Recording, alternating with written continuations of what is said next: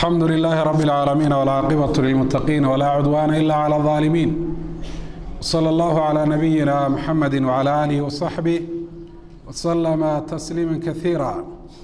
أما بعد، السلام عليكم ورحمة الله وبركاته. ودرسيني تضباط كمدها دروستيني كورميسي نور المعلومات كي نبينا عليه الصلاة والسلام. waxay noo joogtay waqtiga barqada ilaa duhur ku dhawaadka wixii uu sameyn jiray rasuulkeenu calayhi salaatu wasalaam. darsigeena maanta wuxuu ka bilaabmayaa waqtigii duhurka oo la gaadhay. bilaal radiyallahu canhu ahaa muadinkii rasuulka calayhi salaatu wasalaam ayaa eedaami jiray. waqtiga duhurkuna wuxuu soo galaa siduu rasuulku sheegay calayhi salaatu wasalaam idaa zaalat ishamsu, qorraxdu samada bartankeeda markay uga degto ama uga iilato dhinaca ay u dhacdo. waxaana taa lagu garanayaa in hargalabeedkii uu soo rogmado uu bilaabmo, jihadan qorraxdu ay ka soo baxdo harkii waxa weeyaan uu rogmado. nabigeenu calayhi salaatu wasalaam haddii waktigaa uu ku jiro hurdadii qayluulada wuxuu ku toosi jiray aadaanka bilaal radia allahu canhu, waxaanu ka jawaabi jiray kelmadaha muadinku uu ku dhawaaqayo uu ka daba odhan jiray. haddii weyse markaa uu u baahan yahay waa weysaysan jiray. wax weyse jabiya ay ku dhaceen hore waa u sheegnay rasuulka calayhi salaatu wasalaam hurdadu inaanay weysada ka jebin jirin, waayo qalbigiisu ma seexan jirin ee indhihiisa ayuunbaa seexan jiray. nebigu calayhi salaatu wasalaam 4 ragcadood oo sunno salaada duhur ka horeeya ah ayuu ku tukan jiray gurigiisa.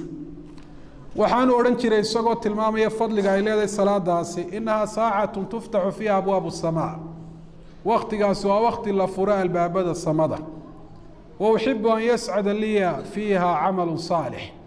waxaanan jecelahay waktigaa qiimaha badan camal wanaagsan in ilaahay subxaana wa tacaala layga gaadhsiiyo oo ilaahay addoomihiisa waa ka sarreeyaaye xaggaa sare loo qaado.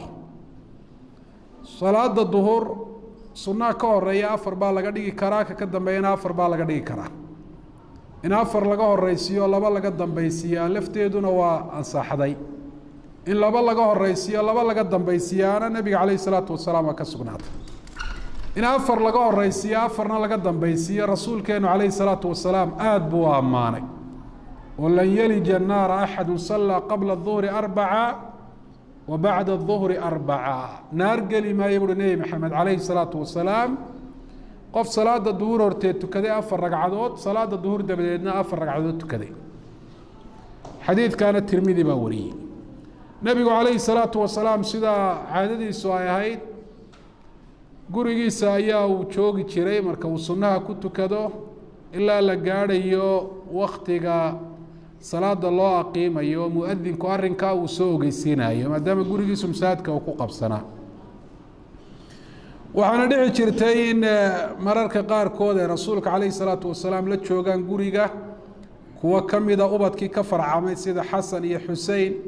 faatima radiallahu canha ay dhashay, umaama oo inantiisii zaynab radiallahu canha ay dhashay. nebigu calayhi salaatu wasalaam ubadkaa yaryar naxariis badan buu u muujin jiray, waana la kaftami jiray, waana ciyaarsiin jiray. marka bilaal u yimaado isagoo ogeysiinaya waktigii aqiimka in la gaadhay ayuu nebigu calayhi salaatu wasalaam uu bixi jiray. mararka qaarkood waxaa dhici jirtay inuu nebigu calayhi salaatu wasalaam sii dhunkada mid ka mida dumarkiisa oo aanu intaa dabadeedna weysaysan. waxaana culimmada qaarkood taa ay u daliishadeen taabashada ruuxa dumarkaahi inaanay weysada jebinahayn. waxaa mararka qaarkood dhici jirtay marka uu sii baxaayo in nebigu calayhi salaatu wasalaam uu sii qaado ubadkaa yaryar ee hablihiisu ay dhaleen qaar ka mida. mar nebigu gurigu ka baxay isagoo sida xasan ibnu cali ama xusein, labadaba waa la yidhi. kadib nebigu calayhi salaatu wasalaam ilmo yar buu ahaa, waa dhigtay, salaaddii buu xidhay, salaaddii buu dadka tukiyey, sujuuddii buu ku raagay rasuulku calayhi salaatu wasalaam. saxaabadii baa yaabay, talo maxaa ku dhacay rasuulkii ilaahay saxaabi la odhan jiray Shadaad ibn al-Haad ayaa sujuudii madaxa kor uga soo qaaday isagoo baleegaya waxa dhacay rasuulka ilaahay miyuu xanuunsaday miyuu dhintay ma wax kala ku dhacay dabeetana wuxuu arkay ilmihii yaraayo nabiga calayhi salaatu wasalaam dhabarka ka saaran nabiguna uu sujuudsan yahay markii nabigu calayhi salaatu wasalaam salaadii uu dhameeyey ayay dadkii su'aal weydiiyeen oo waxay ku dhahan yaa rasuulallah innaka sajadta sajdatan ataltaha rasuulka ilaahay waxaad sujuuday sujuudaad aada u dheeraysay oo intii aanu kugu naqaanay aad ka dheeraysay xataa danannaa annahu qad xadatha amrun ilaa aanu isnidhi mala waxbaaba dhacayba ama talow nebiga miyaa loo waxyoonaya nebigu calayhi salaatu wasalaam wuxuu yihi waxaad tidhaahdeen oo dhami ma dhicin walaakina bni irtaxalanii laakiin inankaygan yar ayaa dusha iiga baxay fakarihtu an ucjilahu xataa yaqdiya xaajatahu waxaan nacay oo aan dhibsaday inaan dedejiyo waanaan daayay si uu u dhammaysto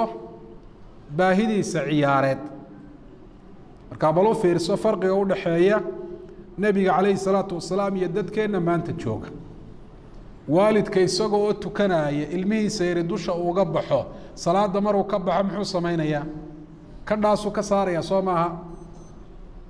haddii imaamkeenna inankiisa yari dusha uga baxo dadkao dhami waxaa laga yaaba inay ku canaantaan maxaad ilmaha yar ka soo kaxaysanaysaa masaajidka aad kala soo doonaysa laakiin nebigu calayhi salaatu wasalaam kaana kariima alkhuluq mid akhlaaqdiisu aad ay u wanaagsan tahay dulqaadkiisuna uu aada u badan yahay buu ahaa mararka qaarkood waxaa dhici jirtay in rasuulka calayhi salaatu wasalaam rasuulka ilaahay in uu soo qaado inantii la odhan jiray umaama bintu abilcaas waxaa dhashay zaynab oo ahayd inantii rasuulka calayhi salaatu wasalaam marka rasuulku calayhi salaatu wasalaam marka uu isagoo salaadii ku jiraa buu inantaa yar sidayba marka uu rukuuco waa dhigi jiray ilay sujuudda iyo kuma qaadi karee marka uu sujuudda soo dhammaystee uu kacayana waa sii qaadan jiray rasuulku calayhi salaatu wasalaam arrintaasna ujeeddo weyn buu rasuulku calayhi salaatu wasalaam ka lahaa ujeeddooyinka muuqdana waxaa ka mid a dhaqankii jaahiliga ah ee habla nacaybka ahaa inuu meesha ka saaro masaajidkii buu keenay rasuulku calayhi salaatu wasalaam salaadii oo ah meel qof istaago meesha u khayrka badan ayaa nebigu calayhi salaatu wasalaam isagoo ku jira inantaa yar uu siday maanta waxyaabo aadka loola yaabo waxaa ka mid a ee aynu kaga fogaanay dhaqanka rasuulka calayhi salaatu wasalaam haddii nin inan yar waddadeedu aada u yar tahay oo dee qof loo hunguroon kara aan ahayn masaajidka uu keeno waxaa laga yaabaa in dad badani ay la yaabaan qaarna ay kuba qayliyaan oo ay yidhaahdaan maxaad inanta masaajidka kala soo doontay raggaadu dhex keentay waxaanan goobjoog u ahaa masaajid salaad jumca aanu ku tukanaynay hargeysa dhexdeeda nin dabadaha ka yimi baa wuxuu hootay inan yar nin kaloo dadkii masaajidka ku tukanayay ka mid unbaa lagu salliday maxaad inanta yar masaajidka u keentay ka saar masaajidka khudbadiina way socotaa ilaa arrintu dagaal baa ay gaadhay oo iyadoo khudbadii ay socoto labada nin la kala qabtay waxa dagaalku uu ka dhacayna waxa weeye inantaada yar maxaad masaajidkaad u keentay markii salaadii laga baxay kadib baan istaagay oo markaasaan u sheegay qolada horta jumcahoodii inuu ka buray oo hadalkaasi dee jimcahoodii uu waxyeelay waxay sameeyeen khalad ay tahay iyo qadiyada ku saabsan hablaha yar in la keeni kara masaajidada nabigeena calayhi salaatu wasalaam uu keeni jiray bal isagoo salaada ku jira buu sitay rasuulka calayhi salaatu wasalaam taasina waxay noo muujinaysaa baahida aynu u qabno inaynu baranno noloshii nabigeena calayhi salaatu wasalaam iyo dhaqankiisu siduu ahaa wuxuu ogolaaday iyo wuxuu diiday rasuulku nabigu calayhi salaatu wasalaam salaada duhur wuxuu tukan jiray fii awali waqtiha kaana yusalli duhra idaa zaalat ishamsu sida cabdullaahi bni camr bn caas uu ka wariyey fii saxiixi muslim mar allaaliya marka ay qoraxdu samada uga iilato dhinaca u dhacdo ayuu duhur tukan jiray iyadoo aynu ognahay waktiga duhurku inuu joogo ilaa shay walba harhkiisu uu leekaanayo laakiin salaadaha badankooda rasuulku wuxuu tukan jiray fii awali waqtihaa waktigeeda u horeeya صلاة الظهور النبي عليه الصلاة والسلام سيدان ما أنت أئمدين بدن كود أو قابيان وما قابين شيرين وآخرين شيري لبعض الرقعات هراء صدر آيات إن لقوا قياس أنا الرقعات ديبا شرعية طبعا آيات ما أنت واحد لقيابا هدو إمامكو أنت أخريو سورة الأعلى سبح اسماء مالتك حديث هدو أخريو صلاة الظهر inay dadku dhadaan waad nagu dheerayso waana igu dhacday baaniga salaad duhur baan akhriyay masaajid inta tukiyay ragcadii hore suuratul a'la sabih isma rabbikal a'la ragcadii kalena waxaan akhriyay quraan kale ku dhow hadda ma xusuustee marka dad badan baa arintaasi ka qayliyo yiri salaadii baa dheeraysay waliba dad wadaado dacwada u nisba sheegtay ayaaba ku jirayba waxaan ku ri salaada dheereynteeda iyo gaabinteeda waxa lagu qiyaasayaa maaha dadka dookooda iyo sida iyagu ay doonayaan waxa lagu qiyaasayaa waa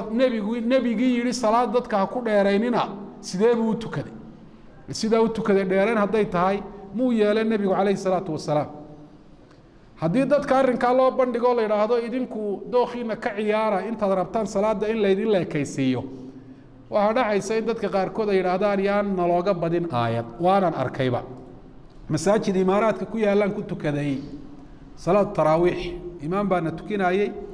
إمام كاسي رقعات كاستو أو صلاة التراويح كميدة آيات قرب آخري آية واحدة وليبا آية ده هدى قابن بو إيغناي مرقي صلاة دي لقب بحيوان الله نقول الشيخ محاد عايات قرآن كإنتا وغيره كردي ويدي وحوري دادك حافظ دا وحي يراهدين إنتا هنقاقب بدين رقعات دي با آيات قرب آخر marka hadii dadka laga talageliyo imaamku aanu nabiga kaleey salaatu wasalaam ku dayan waxa dhacaysa in de taaso kale ay dhacdo wadaadaan faatixadaba soo sunnama quraanka faatixada ka dambeeya ha de nagabada sheekh gabigiisaba faatixadu noogu jooji taasa dhacaysa waaye nabigeenu kaleey salaatu wasalaam mararka qaar kood inta waba ka dheereen jiray salaada duhur waxa dhici jirtay inuu qof baqiic tago oo soo xaajo guto iyadoo salaadii la qiimay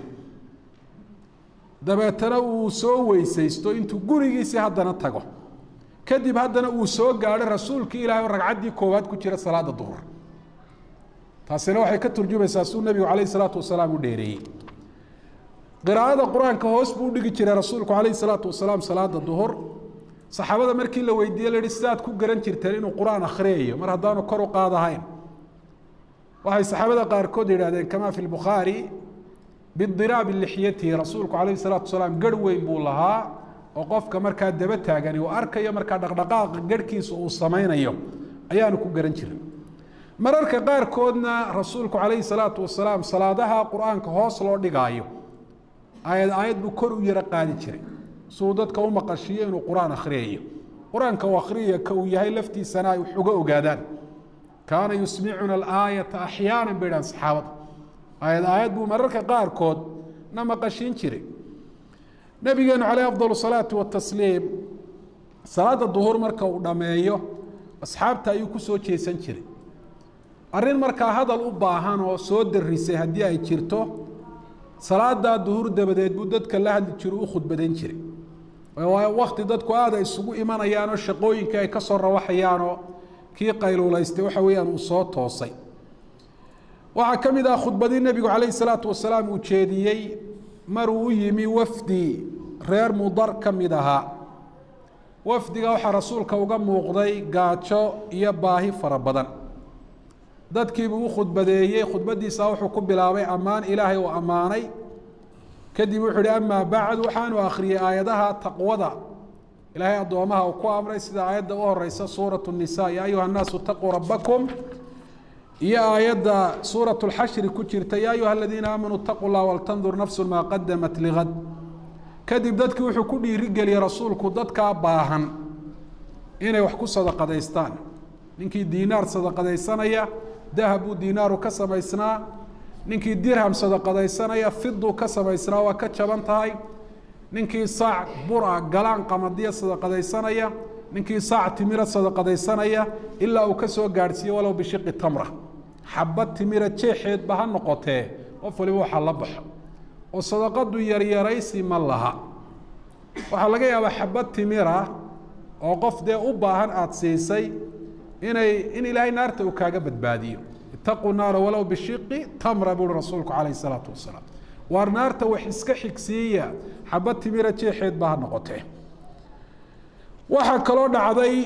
mar kale waxaa yimi ibnu lutbiya nin la odhan jiray oo nebigu calayhi salaatu wasalaam uu u diray inuu xoolo soo ururiyo oo sekada dadka in laga soo qaado iyo ciddii kale xoole xaq loogu leeyahay nebigu cid buu u xil saari jiro sucaad baa dadkaa la odhan jiray mushaharna waa ku qaadan jireen aayadda sekadana waa ka ilaahay ku sheegay ee 8 qolo ee sekada wax laga siinayo ku daray walcaamiliina calayha laakiin caamilku maaha ka qofkan sekada bixinaya u shaqeeya ee mushahara ka qaata ee waa ka dowladdu ay u dirtay inuu sekada dadka uu ka soo qaado waxaana masalada u xusiyaa ganacsatada qaarkood ba waxayna weydiiyaan dadkan shaqaalaha ay waqtigii sekada marka la gaaro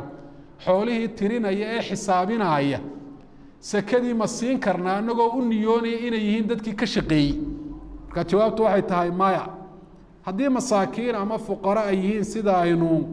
mar horeba ka hadalay waa la siin karaa iyadoo faqrigooda iyo miskiinnimadooda loo siinayo maslaxadina qofkan aanay ugu jirin sekada uu siinayo waajibkaa iska bixinaya mooyaane ninkaasi markii uu keenay xoolihii uu soo ururiyey xoolihii uu kala qaybiye wuxuu ihi haadaa lakum intaasi waa intiinii rasuulka ilaahayow oo dadka aad ii dirtay baan ka soo qaaday wa haada uhdiya ilaya intaana anaa hadiyad laysoo siiyey hadalka aad buu uga xanaaqay nebigeennu calayhi salaatu wasalaam wuxuu yihi maxay ku dhacaysaa inaanu nin shaqo u diro oo xoolihii uu keenay qaybna uu yidhahdo ana laysoo hadiyey qaybna uu yidhaahdo waa qaybtii dee dowladda islaamka miyuu guriga hooyadii iyo aabbihii fadhiisto dadku hadiyadda halkaa ugu keenaane arrintaasi waa arrin aada u muhiima xukumna waa laga qaadan xukumkaasi wuxuu yahay qofka dowladda u shaqeeya mansibkaa uu hayo iyo mas-uuliyadda madaxweynuhu uu saaray wax hadiyada oo ku qaadan karaa ma jirto wax hadiyada oo ku qaadan karaa ma jirto hadda waad fahanteen baan u malaynaya inuu qof sidiisa hadiyad u siiyo saaxiibtinima ka dhaxaysa ama ay waxayse siin jireen waa masalo kale laakiin mansibka uu hayo wasiirnimada tusaalaan wax lagu siinayo ama agaasimanimada ama inuu dee boos kale ama mas-uuliyad kale dowladda uu ka hayo ma qaadan karo xadiidkanaana u daliila oo maxaa laga fahmaya hadalka rasuulku uhi guriga hooyadii iyo aabbihii miyuu fadhiisto dee guriga isagoo dowladda u shaqeeya guriga hooyadii iyo aabbihii haddii hadiyad loogu keeno waa u xalaal weyaan macnaheedu laakiin wixii lagu siiyo mas-uulnimada iyo mansibkaa uu hayo ee hadiyadii waxay la mid tahay wixii xoolaha dowladda uu ka khiyaameeyo albaabaana la xidhaya albaabkaa la xidhaya muxuu yahay waa wixii laaluushka la odhan jiray in loo marmarsadoodo magaca hadiyad loo bixiyo ama qofku xowlihii dowladda intuu leexsado dee inuu yidhaahdo anaa laysoo hadiyey nebigu calayhi salaatu wasalaam wuxuu aada iyo aad dadka uga waaniyey xoolaha ummadda ka dhaxeeya qofku inuu hungureeyo wax uu ka qaato waxaanuu ihi waryaanay dhicin maalinta qiyaame midkiin inuu iga hor yimaado isagoo xambaarsan awr ololaaya ama neef la oo dee danaaxiyaaya ama neef adhi oo ciyaaya dabeetana uu yidhaahdo rasuulki ilaahayow wixii qabo oo aan ku idhaahdo laa ugnii laka shay-an qad ballaqtu waxaan kuu qaban karaa ma jirto horaan anigu fariimihii ilaahay iigu soo dhiibay ama ii soo dhiibay aan idiin soo gaadhsiiyey nabigeenu caleyh afdal salaatu watasliim mararka qaarkood waxaa dhacday salaada duhur dabadeed intuu mimbarkaba u baxay sidii jumcaha inuu jeediyey khudbad dheer uu kaga warramay bilowgii caalamka ilaa dhammaadkiisii qiyaamahana aada uga warramay arrimo waaweynna uu sheegay mar kalena nebigu caleyh afdal salaatu watasliim markii la rajmiyey ninkii saxaabiga ahay maacis la odhan jiree zinaystay wuxuu aada iyo aada uga hadlay oo hadal adigu ka yidhi ragga marka ay raggu jihaad tagaan ee duulimaad tagaan inta ay ka soo hadhaan dee u weydaaranaya waxa weeyaan dumarkii arrinka noocaasa qofka sameeya ciqaab adag baan marinayaa buui nebigu calayhi salaatu wasalaam saxaabigaana ilaahayna dembi dhaaf umuu weydiino umuu ducayn dhagaxa lagu dilay manuu habaarin manuu caayin nebigu calayhi salaatu wasalaam khudbadahaasoo dhammina waxay ku saabsanaayeen arrimo markaa taagan oo soo dariyey oo u baahan dee xukum sharciya inuu nebigu caleyh afdal salaatu watasliim uu wax ka yidhaahdo. nebigeenu caleyh afdal salaatu watasliim intaa dabadeed gurigiisu ku noqon jira oo sunnaha duhur ka dambeeya masaajida kuma tukan jirin. labadii ragcadood salaada duhur ka dambeeyey iyo hadduu afar ka dhigayaba gurigiisu la tegi jiray rasuulku caleyhi salaatu wasalaam. kadib haddana asxaabta ayuu dib ugu soo noqon jiray oo waxaa dhici jirtay inuu masaajidkii dib u fadhiisto ilaa salaada casar ilaa hurda uma hadhin oo qayluladiisi waa kii qadintay ee duhur ka hor inuu nebigu caleyhi salaatu wasalaam seexan jiray waa inagii tilmaanay. waxaa markaa dhici jirtay mararka qaarkood inuu waktigaa masaajidka ka baxo oo u baxo dadka muslimiinta ah dano iyo hawle ay leeyihiin inuu wax uga soo qabto. mar waxaa soo gaadhay rasuulkeenna qabiiladii banu camr banu cawf la odhan jiray inay iskhilaafeen ilaa ay islaayeen, laakiin dagaal seef iyo waran laysu qaatay ma ahayne dhagaxan iyobay isku shiideenoo dee budad iyobay isu qaateen. khilaaf baa dhex maray. nebigu calayhi salaatu wasalaam salaaddii duhur markii uu tukaday ayaa asxaabtiisu wuxuu ku uhi idhabuu bina xataa nuslixa baynahum, war ina mariya aynu soo heshiisiine oo dadka muslimiinta ay markay iskhilaafaan waa in laga shaqeeyo sidii laysu afgaransiin lahaa ee khilaafka iyo fitnada dhex taallana meesha looga saari lahaa. oo sulxu khayr ilaahay baa yidhi iyo fattaquu llaha waaslixuu daata baynikum. bilaal buu rasuulku calayhi salaatu wasalaam salaada oo arrin weyn ah mas-uuliyad culusna ah kala sii ballamay oo wuxuu ku uhi salaada casar marka la gaadho abubakar waxaad ku tidhaahdaa dadka sii tuki. taana waxaa laga qaadanayaa imaamku hadduu hawl u baxo meel uu tegaayo inaanu iska teginuuna dee cid dadka uu kaga sii tago,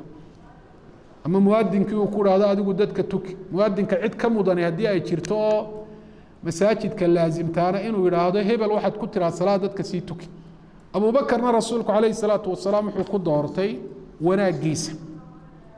waxaa kaloo dadka uu sii barayay usii tilmaamayey abubakar inuu yahay qofka u mudan nebi maxamed calayhi salaatu wasalaam markuu geeriyoodo inuu ummadda hogaamiyo. oo markii nebigu uu xanuunsaday ee uu soo tahli waayey inuu masaajidka yimaado wuxuu ihi muruu abaabakrin falyusalli binnaas, abubakar u sheega dadka ha tukiye. caaisha arrintaa aad bay uga dagaalantay, waxay isku dayday inay ka leexiso nebiga calayhi salaatu wasalaam arrinkaa, waxaanay diideysay in aabbaheed oo abubakara halkii nebiga markuu istaago inay dadku karaahiyeystaan oo yidhaahdaan nebigii ilaahay ayuu noo bedelo meeshiisii waxa weeyaan uu galay. laakiin nebigu calayhi salaatu wasalaam waa ka diiday. waxaanu ku uhi ina kuna la antunna sawaaxibu yuusuf, dumarow shirqoolkiina aada u badan, kamana aqbalin arrinkaa. saxaabaduna markii dambe waxay u daliishadeen arrinka inuu abubakar yahay qofka u mudan hogaaminta ummadda. waradiyahu rasuulu llaahi lidiinina afalaa nardaahu lidunyaana, rasuulkii ilaahay baa wuxuu raalli kaga noqday inuu diinta nagu hogaamiyo, marka adduunyada inuu nagu hogaamiyo sidaanaan raalli uga noqonahayn. waktigii casarka ayaa la gaadhay, bilaal baa eedaamay. waktigii salaada la gelaayey markii uu soo dhowaaday ayuu abubakar u tegey. wuxuu ku uhi abubakarow rasuulkii ilaahay waa inaga habsaamay, waktigii salaaduna waa taagan yahay, dadka maa tukin. wuxuu ihi haa haddaad doonto, siduu u xaq dhowraya baleen. bilaal baa aqiimay, abubakar baa salaadii galay, waa xidhay, dadkiina salaaddii waa xidheen. rasuulkii ilaahay baaba yimi calayhi salaatu wasalaam. sufuuftuu soo jeexay rasuulkii ilaahay oo uu soo dhex maray ilaa safkii u horeeyey ee dee kuwa xiga abubakar uu istaagay. taana waxaa laga qaadanayaa imaamku haddii uu soo habsaamo oo qof kale uu salaadii sii galo inuu kaba saari karaba, oo intuu dib u soo jiido isagu weydaaran karo oo uu geli karo. dadkii markii arkeen nebigii ilaahay oo safkii dhex taagan waa sacabkay isku garaaceen. abubakarna waxaa caado u ahayd salaada mar hadduu galo midig iyo bidix iyo xagga dambe midnaba inaanu eegin oo qalbigiisa iyo wejigiisaba ilahay buu ku qaabili jiray.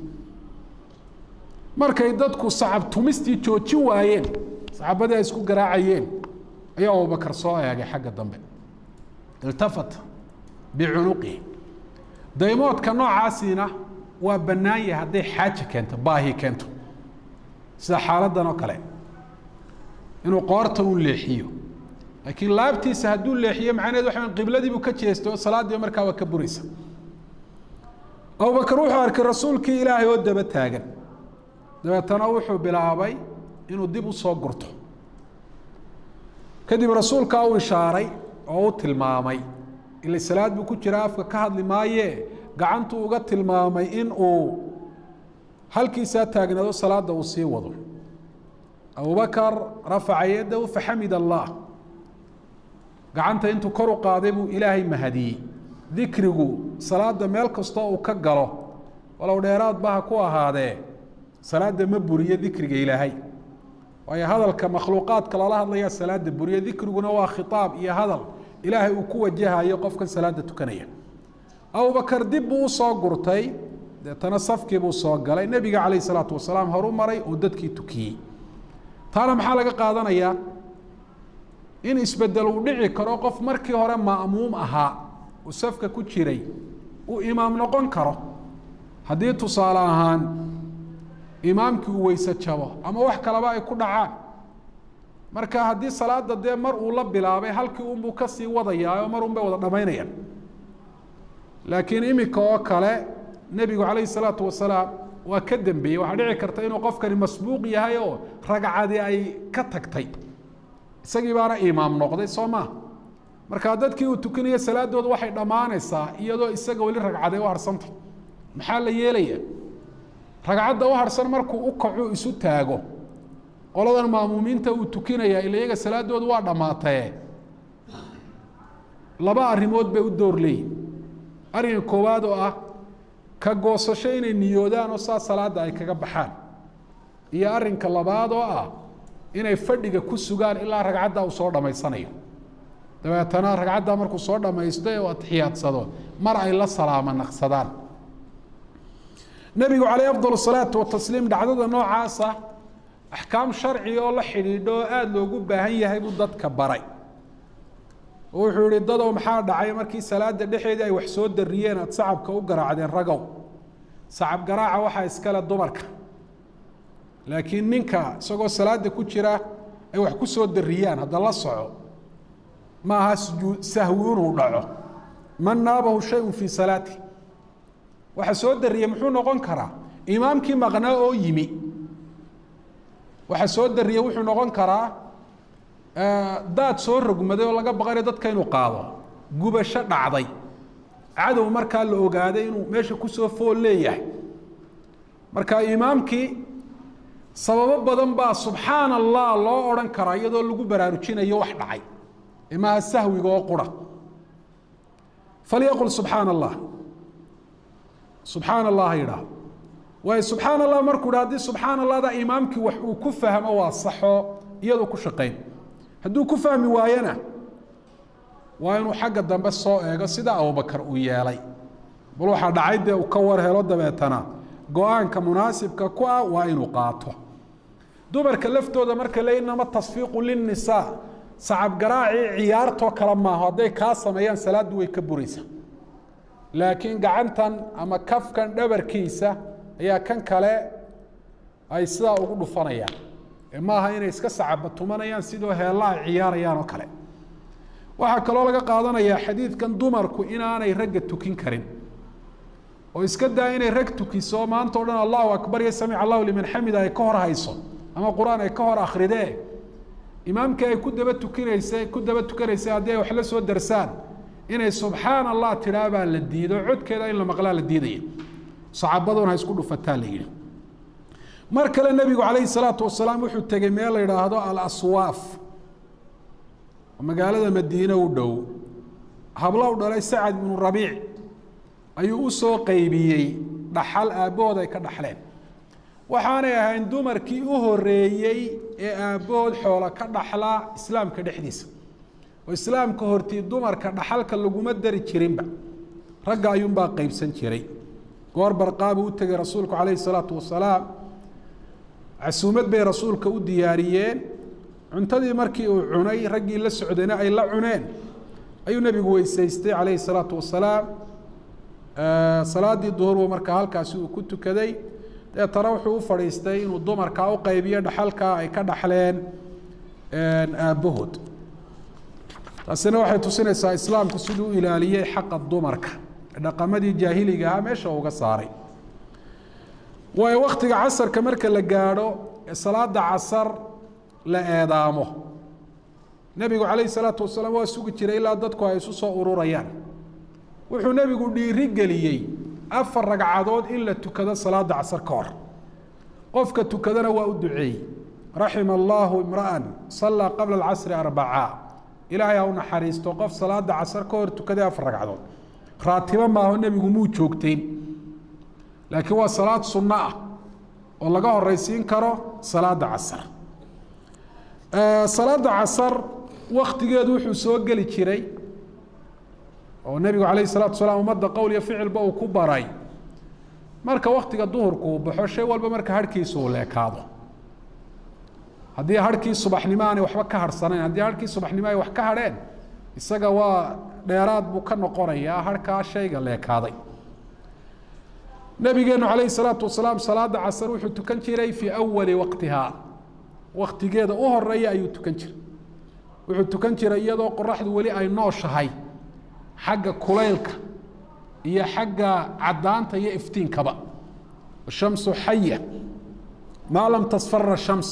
intaana wax casuusa qoraxdu aana yeelan nabigeenu calayhi afdalu salaatu watasliim salaada casar sida dadka qaarkood ay yeelaan dib uma dhigi jiro dadka qaarkood baa dib u dhigo maqribka ku dhoweeya in salaada casar dib loo dhigo maqribka lagu dhoweeyana hadda iyadoo waqtigeedu uu joogo ilaa ay qoraxdu ka dhacayso nabigu calayhi salaatu wasalaam waa ka digay wuxuu uhi tilka salaatu lmunaafiq yarqubu shams xataa kaanat bayna qarnay shayطaan naqara 4 laa yadkuru allaha fiiha ila qaliila taasi waa salaada munaafiqiinta lagu yaqaan qoraxdun buu eegaya mee dhacday qoraxdii weli waa soo jeeda haddaa waqtigii weli waa joogaaye hadhow baynu tukan markay qoraxdu dhicitaan marti u noqoto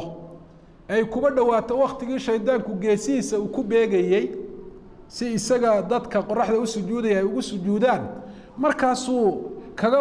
qorobsiinayaa naqrigu waa ficlu tuyuur waa shimbiruhu waxay yeelaan marka xamaamka laga reebo markay biyaha cabayaan sidaa 4 buu kaga qorobsiinaya intuu ilaahay qalbiga iyo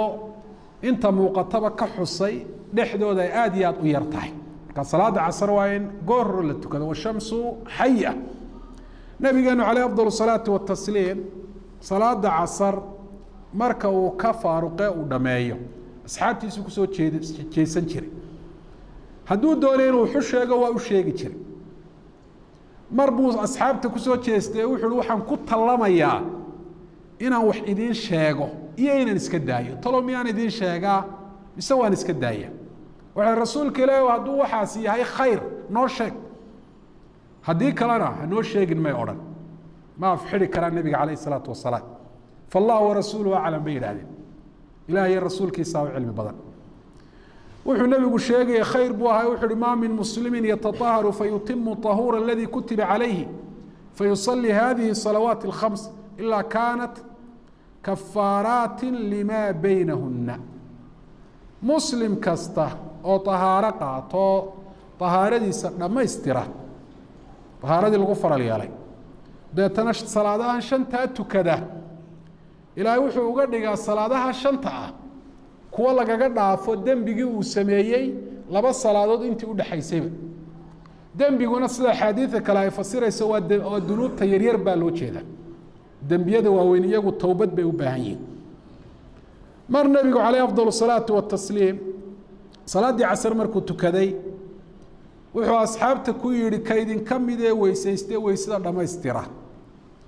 dabeetana yidhi ashhadu an laa ilaaha ila allah ana muxameda cabduhu rasuuluh ilaa futixat lahu abwaab اljana 8 qofka weysayste weysada markuu dhameeyo yidhaahda ashhadu an laa ilaaha ila allah wa ana muxameda cabduhu warasuuluhu albaabada jannada ee 8 ah ayaa loo furaa yadkhulu min ayiha shaa albaabku doono ayuu ka galaa مسلم كويسيسته ويسده وناجية دبيتنا لبا رقعدود تكذا لبدا رقعدود وقلبيسا إلهي وكقابلي iyo wajigiisaba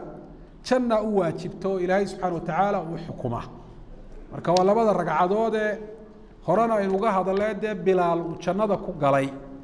ee tahaarada dabadeed ay sunno tahay in la tukado nabigu kaleey salaatu wasalaam salaada casr dabadeed asxaabta inuu la hadlo way yarayd oo salaada duhur kadib inuu la hadlo ayaa fara badnayd nabigu kaleey salaatu wasalaam markuu casr ka noqdo dumarkiisu u gali jiro mid buu nabigu kaleey salaatu wasalaam u soo mari jiray waa soo salaami jiro waa ka soo warheeri jiray nabigeenu kaleey salaatu wasalaam sida subaxiiba uu sameyn jiray marka qaar kood waxa dhici jirtay guriga uu rasuulku maalinta u leeyahay inay ku soo ururaan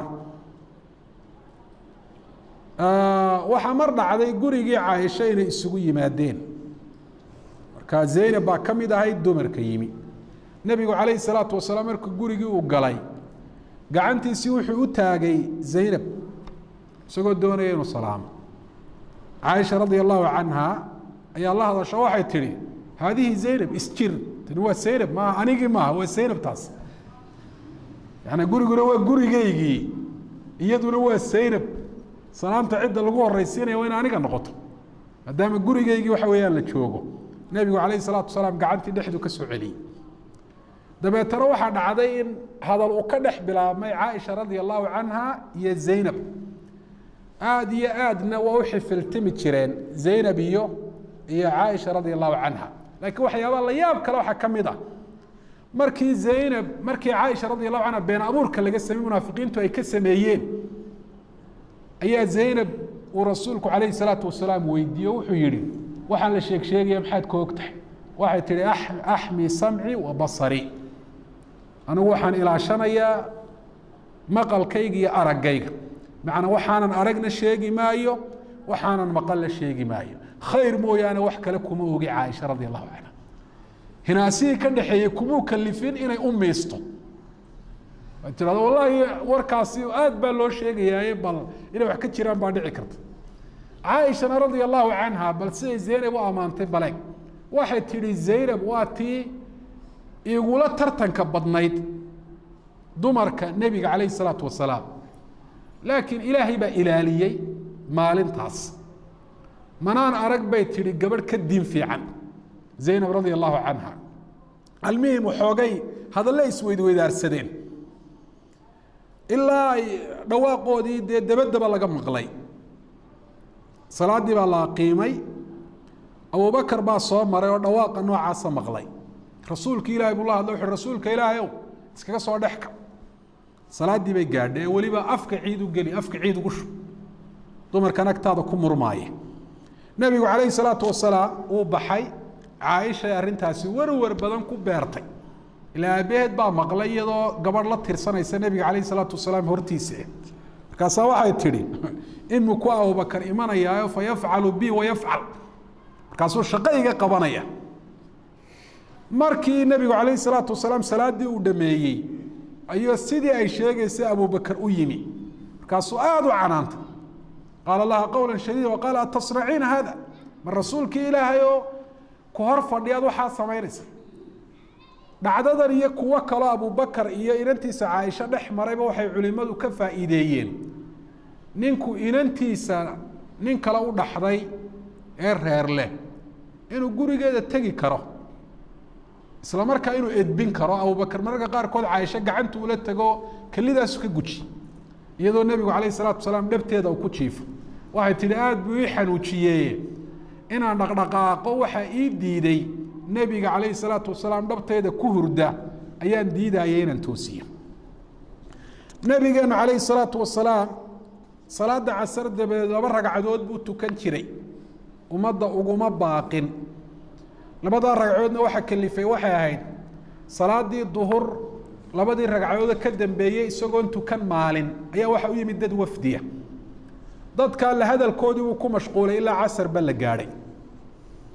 marka labadii ragcadood duhur ka dambeeyay buu casr dabadii qaleeyay nabigana caadadiisu waxay mar hadduu amal bilaabo cibaado wanaagsan inaanu joojinba marka labada ragcadood sidaas uu waday علماء بدن صحابية تابعين علماء ضمبله بنا وحي كتجين dadka laftooda inay sunno u tahay casar dabadi in ay laba ragcadood ay tukadaan waxa dhici jirtay nabigu kaleey salaatu wasalaam dumarkiisa mararka qaar kood inuu uga sheekeeyo waxyaabihii qabsaday ama ku dhacay bilowgii dacwadda waxa kaloo dhici jirtay masaa'il cilmiya in isaga iyo dumarkiisu ay ka wada hadlaan oo mararka qaar kood rasuulka kaleey salaatu wasalaam ay weydiiyaan mas'alooyin quraanka lagu sheegay oo ay iyagu si u fahmeen ama fahamkeedu ku adkaaday waxa kamid ah Aisha radhiyallahu anha waxay maqashay rasuulka oo man xusiba yawm alqiyamati udhib maalinta qiyaamo qofka la xisaabiyo khalaas wala cadaabi mar hadii qofka la xisaabiyo waxay rasuulka ku tiri Aisha radhiyallahu anha miyaanu ilaahay oran فسوف يحاسب حسابا يسيرا حساب فضود با لا حسابين دونا ددكي مؤمنين تا اي وناغسنا انا لبا سي سو قبانيا رسولك وحو ليس ذاك الحساب حساب انت ايد لوو شيغاي ما معناهيدو ان حساب حلم لقفك لوو قادو او wax yar iyo wax weyn ba laga xisaabiyo ee waxa looga jeeda al ardu in qofkii muuminka saalixa loo bandhiga amalkiisa la dhaa waxa ma sameysay maalin heblaayo waxa kala ma sameysay sida ma tiri xisaabinta ayada lagu sheegay taasa looga jeeda taxadiidka lagu sheegayna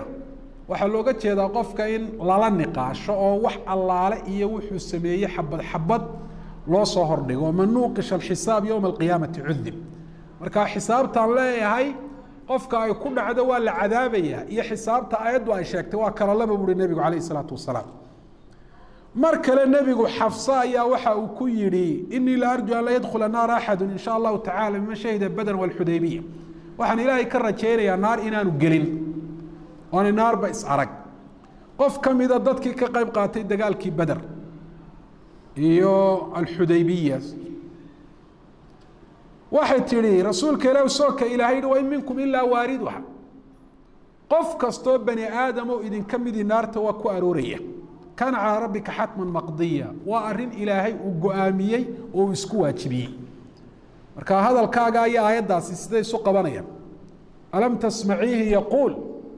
wuxuu nabigu miyaanad maqal ilaahay inuu yiri thumma nunajji alladhina taqaw wa nadharu dhalimina fiha jithiya waxa naarta marka dadku ay ku arooraan horta dadkoo dhami waa ku aroorayaan aroorka maxaa looga jeedaa culimada qaar kood waxay yiraahdeen dukhul baaba looga jeedaa oo la dhaxmarayaaba culimada qaar koodna waxa looga jeedaa bireeshka jisriga jahannamo la dul dhigaayo marista dadku ay dul marayaan oo dadkoo dhami jahannamo waa dul mari doonaan bireeshka ku dul yaal laakiin dadka qaarna naarta jahannamo ku daadanayaan qaarna sida aayadu ay sheegtay ilaahay baa subhanahu wa ta'ala ka talaabinaya oo ka badbaadinaya marka bal u fiirso nabiga kaleey salaatu wasalaam ardaydiiso dumarkiisu ay kamid yihiin muu oran jirin sidee baad hadal igu soo celin kartaan ama aad u oran kartaan hadalkaaga iyo hadalkaaga iyo aayadaas la isku waafajinay mutawaadix buu nabiga kaleey salaatu wasalaam hatta fi ta'liim markuu dadka wax baraayo waa dariiqo khaldan in la yiraahdo ardaydu macallinkooda xuma weydiin karaanba wax walba haduu doono hadalkiisu hawlo muuqdo mid iska hor imanayee waa inay iska qaataan waman i'tarada antarad ka hadalkii wax ka soo jeediyay yiraahda su'aal ka keenana waa la eriyay hada ghalat wa mid khilaafsan dhaqankii nabigeena kaleey salaatu wasalaam laakiin ardaydu macallinkooda wax weydiinayaan waa inay eegaan waqtiga ay wax weydiinayaan xebaan fiicneen waxa kamid ah iyada oo macallinkii maanta dhan uu hadliyo daalan yahay maanta dhan laga yeelo su'aal ka jawaabayay in haddana markuu dhaqaaqo leeyahay su'aal yar oo kalaam ku weydiinaya saadka dhixdiisa haddana albaabka markuu marayo su'aal yar baan ku weydiinaya hada la yanbaghi waa in la eego qofka duruuftiisa waa in la eego laftiisa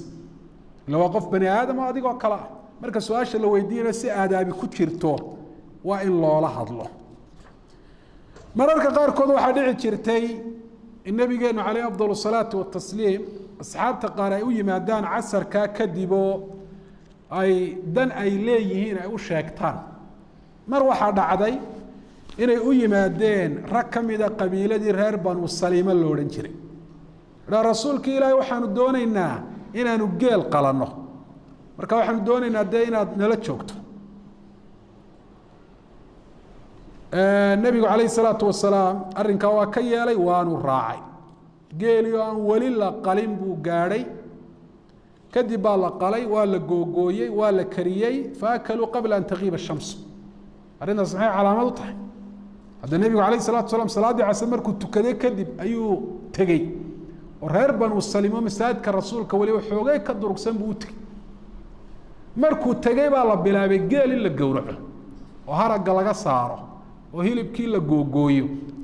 oo la kariyo oo iyadoo weli qoraxdu aanay dhicin la cuno maxay calaamad u tahay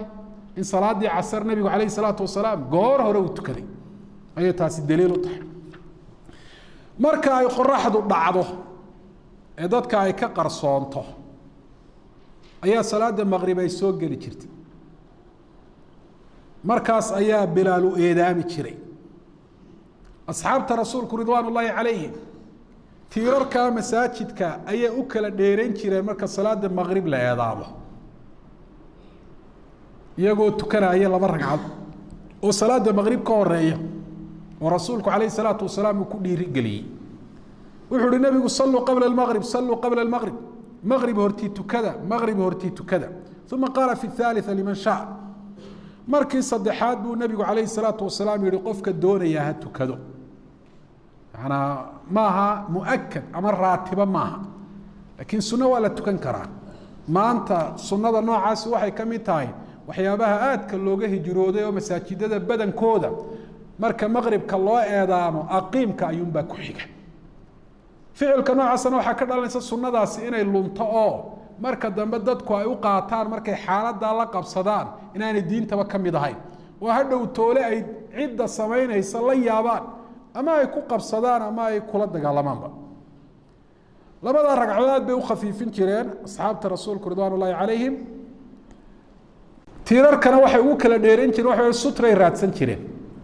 salaada axkaamteeda waxaa ka mid ah qofka muslimkii markuu tukanaayo shay ka horeeya oo intaa isaga iyo shayga udhaxaysa dadka uu ka celin karo inuu qaabilo sutra la idhahdo gidaarka ama tiirarka ama wuxuu ishordhigay oo ugu yaraan thuluthay diraac leeg dhudhunka saddex marka loo qaybiyo labadii leeg nebigu calayhi salaatu wasalaam arrintan aad buu u dhiirigeliyey ilaa culimada qaarkood ay idhahdeen waaba waajiba nabigu wuxu uhi idaa sallaa axadukum falaa yusalli ila ilaa sutra midkiin hadduu tukanayo sutra la-aan yaanu tukanin faa'iidooyinka ay leedahayna waxaa ka mid a shaydaankii qofkaa tukanaya salaada ka jari lahaa inay ka celinaysa buu sheegay rasuulkeenu calayhi salaatu wasalaam ta kale qofku ciddii hormari lahayd buu dee iska celinaya hadduu sutro samaysto sunnayaasha aadka looga tegey bay ka mid tahay sunnadaasi ay tahay in la nooleeyo nabigeenu calayhi salaatu wasalaam salaada maqrib hore ayuu u tukan jirayo iyadoo weli aan habeenku dumin oo aan madow aanay noqon ayuu ka bixi jiray saxaabadu waa kuwa yidhi haddii midkayo leeb uu gano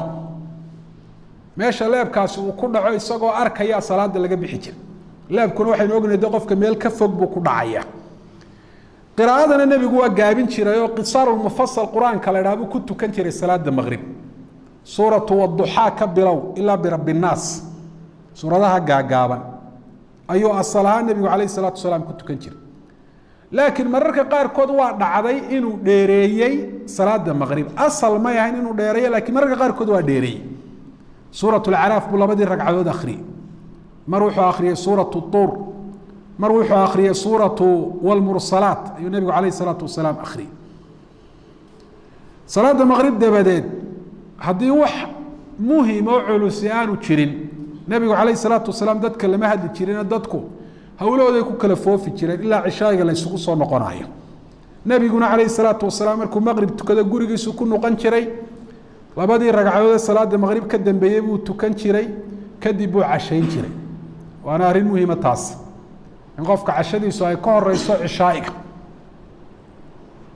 si salaaddii cishaa'i u tukado isagoo aan gaajaysnayn oo qalbigiisu aanu cuntadii ku maqnayn waa ta labaadee xagga caafimaadka lafteeda arrintaasi muhim bay qofka u tahay inuu qofku goor hore casheeyo oo halis caafimaad bay qofka ku haysaa sida culimadu ay sheegeen wakadalika dhakhaatiirtu ay sheegaan inuu qofku isagoo markaasun cunto cunay oo dhergay uu seexdo oo halis weeyo calooshu dee u shaqayn mayso markuu qofku soo jeeday siday u shaqaynaysay intaa qofku waxa weeyaan uu hurdo nabigeenu calayhi afdal salaatu watasliim waxa uu ka hadlay haddii qofka cuntadii loo soo dhigo isagoo aan weli tukan salaadii maqrib salaadaha kalena waa la mide in uu cuntada ku bilaabo walaa tacjilu can cashaa'ikum uri nabigu calayh isalaatu wasalaam gaar ahaan qofku haddii uu u baahan yahay oo salaada hadduu galo dee khushuucdiisu ay yaraanayso ay noqonayso qalbigiisu inuu xagga cuntada waxa weeyaan uu ku maqan yahay xataa jamaacadu ha dhaafto sida cabdillahi bn cumar uu samayn jiray cuntadiisu dhamaysanaya kadib uu salaada tukanaya waxaa la rabaa salaadee qalbigiisu uu joogo qofku inuu tukado laakiin waktiga salaadu hadduu baxayo waktiga salaada saari maayo oo salaad waktigeedii dhacday laakiin khushuucdeedu ay dhiman tahay inuu tukado ayaa dhaantay inuu tukado salaad waktigeedii uu baxay laakiin khushuucdeedu ay dhamaystiran tahay nabigu calayh afdal salaatu watasliim asxaabtiisa wuxuu ku dhiiri gelin jiray in qof waliba dad fara badan oo baahan baa jire marka gurigiisa uu tagaayo uu qof kusii faralaabo qofkii laba ku faralaabaya si ay cuntada gurigiisa taalla ula cunaan arrintaasina inaanay waxba ka dhimahayn buu rasuulku sheegi jiray wuxuu odhan jiray man kaana cindahu طacaamu اثnayn falyaqud ثaaliثa qofkii haya raashin uu laba qof ugu talagalay mid saddexaad ha kaxeeyo waman kaana cindahu طacaamu ثaلaaثa falyaqud raabica qofkii haya cunto uu saddex ugu talagalay qof afraad ha kaxeeyo nebigu calayhi الsalaatu wasalaam mararka qaarkood 10 qof iyobuu kaxayn jiray si ay ula soo casheeyaan haddii uu hayo raashin dadkaasi waxa weeyaan gaari kara mararka qaarkood waxaa dhici jirto weliba badnayd markuu gurigiisa ku noqdo u casho doonto cunto kaleba inaanu ugu tegin biyo iyo timir mooyaane bal mararka qaarkood waxaa dhici jirtay mid nooli wuxuu cunaba guriga inaanu ugu tegin oo isagoo bog maran nebigu calayhi salaatu wasalaam u seexdo taasina waxay tusinaysaa adduunyadu ilaahay agtiisa inaanay qiimo ku lahayn oo hadday ilaahay agtiisa qiimo ku leedahay cidda ilaahay dadka u jecel yahay uu u badin lahaa waxa ilaahay agtiisa qiimo kulli waa iimaan iyo diin taasuu ilaahay u badiyaa cidda uu jecel yahay nabigeenu calayh afdal salaatu watasliim miis cuntada looma saari jirin laakiin waxaa dhici jirtay saan iyo wax la mida si cuntada ka daadata looga daba tegi karo loo cuni karo in la dhigo oo la goglo waxaanaynu sufrada u naqaan ama shamac iyo wax la mida waayo nabigu calayhi salaatu wasalaam wuxuu uhi midkiin haddii raashinkii uu cunaya wax ka mid uu ka dhaco ha ka daba tago ha soo qaato wixii marayna ha ka biiyo dabeetana ha cuna buu uhi nabigu calayhi salaatu wasalaam walaa yadachu lishayطaan yaanu shaydaanka uga tegin innagana maanta waxaa laga yaabaa raashinka in fara badan oo ka midi inay biyaha xalka raacdo dabeetana bulaacadaha ay gasho ama guryaha hortooda lagu saydhiyo nicmada ilahay in lagu ciyaaro maaha dad fara badan baa u baahan marka hore in kugu filan oo wax daadaata aanay ka soo hadhahayn karso oo israafka iska ilaali haddii kalena dadka u baahan u gee xataa dadka jaarka waa inay hadiyadda isweydaarsadaan iyadoo xataa baahiibe aanay jirin siduu nebigu ku dhiirigeliyey abudar markuu ku yihi idaa طabakta maraqatan faakir maaha haddaad kariso wax maraq leh biyaha ku badi watacaad biha jiraanak dadka jaarkaagaana kala warhay nabigeenu calayh afdal salaatu watasliim raashinka marka loo soo dhigo aadaab baa uu ilaalin jiray ummaddiisana uu baray bismi illaahi buu ku bilaabi jiray hadda bismi illahi raxmaan raxiim maaha la soco bismi illaahi oo qura xaggaa soo xigtana waa ka cuni jiray hadduu raashinku isku wada mid yahay fariisu kamay tallaabi jirin intaa hortiisa ah nabigu calayhi salaatu wasalaam halkaa dhexdana kama aanu cuni jirin ummaddana wuxuu yihi ha ka cunina waayo barakadaa ku soo degta marka ha odhan dee barakadaa baan doonayaa barakadaan cunaya ha odhan meeda bare kama soo degaysa hadda dhexda ka cunto yaani dhexda haddaad ka cunto barakadii baan iman ahaynba nabigu calayhi salaatu wasalaam inta badan 3 farood buu wax ku cuni jiray saddexdaa faroodna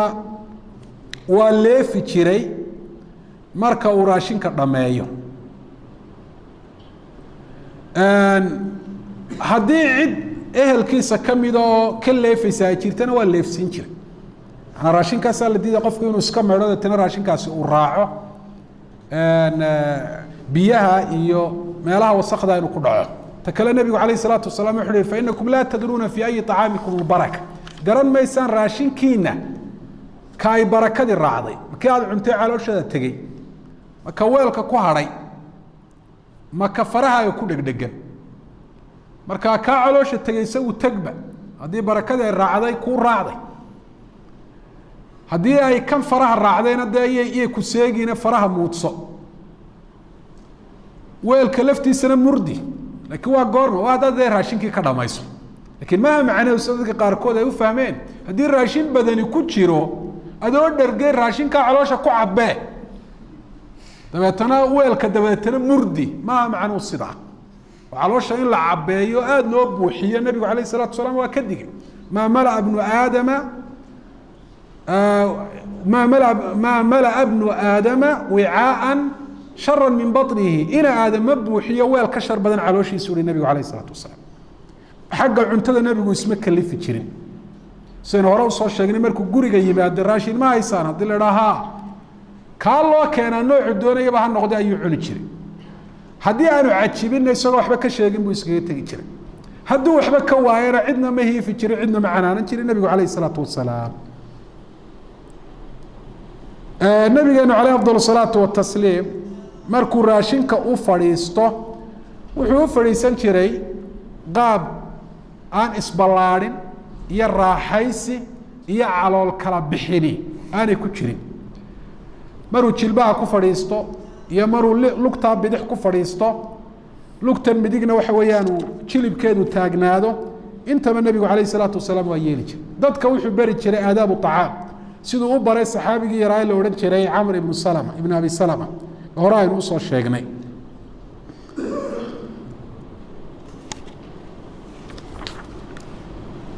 marka uu cuntada dhameeye rasuulkeenu calayh الsalaatu wasalaam allihii nicmadaa siiyey buu u mahadnaqi jiray. alxamdu lilaahi xamda kaiira طayiba mubaaraka fiih ayaa ducooyinkiisa ka mid ahaa. waxaa ka mid ahaa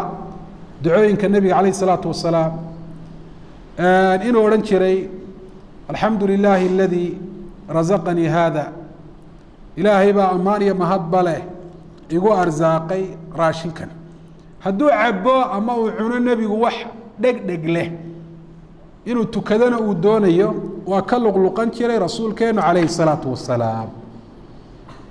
waxaanuu nebigu sheegay ninku waxa uu siiyo xaaskiisa ee afka uu geliyo inay sadaqo tahay oo laga ajar siinaayo. nebigeenu calayh afdal الsalaatu watasliim noloshiisu sidaasi ayay ahayd, nolol akhlaaq wanaagsan, dabci fiican, diin xus ilaahay,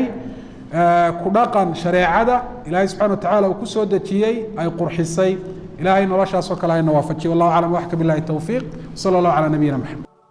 يسعد فؤادي كلما